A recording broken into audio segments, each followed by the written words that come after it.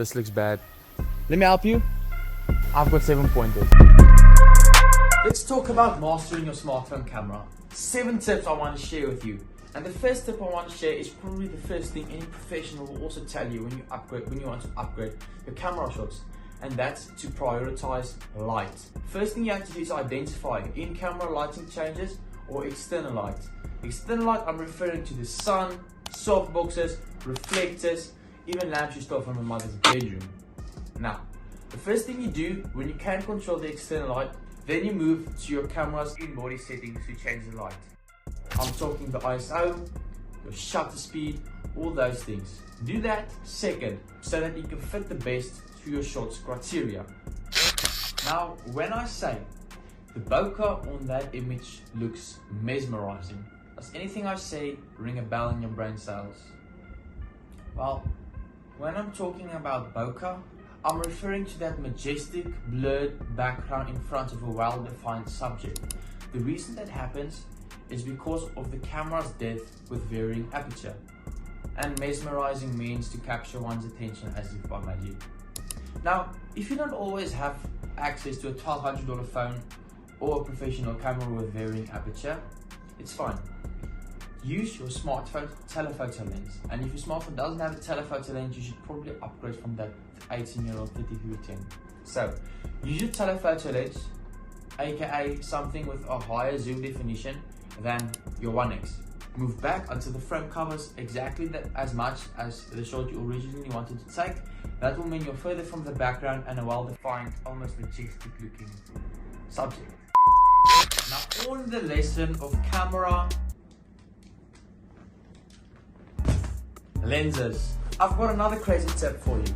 But instead of giving you a prolonged, boring explanation, I'm going to let these 2 scenarios speak for themselves.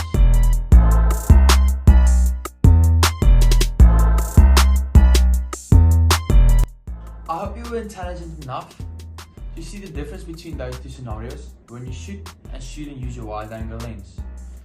Or for professional or any photo you would like to brag with, don't bring a wide-angle lens so close to your face. Now for the highly anticipated 4th tip, we're talking about background noise, which can really throw people off. So before shooting any video, identify the prominent sounds that will feature in the video and choose whether they should be included or excluded from the video. So when there's 12-year-old playing Fortnite in the background, shut them up.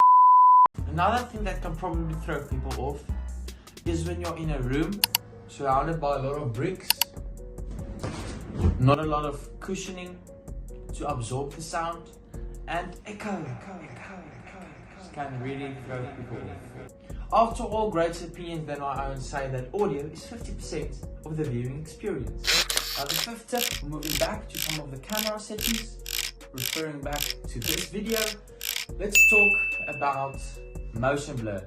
Look at my hands in the following 2 videos.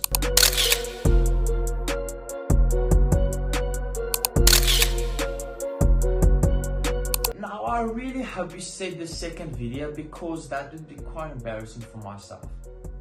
And if it did so, the reason the first one looks so incredibly artificial and unnatural is because there's no motion blur. Go ahead, look at the video again, come back, look at it in real life. The reason so is because our eyes also perceive motion blur. So let your camera emulate what you see in real life. A good rule of thumb is to keep your frame rate half of your shutter speed. Now the 6th is using a technique called the rule of thirds. No, it's not a hand-me-down tradition for the 3rd child.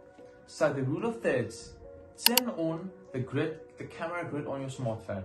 It will divide your smartphone into 9 different segments with 2 horizontal and 2 vertical lines, giving you 3 horizontal and 3 vertical segments.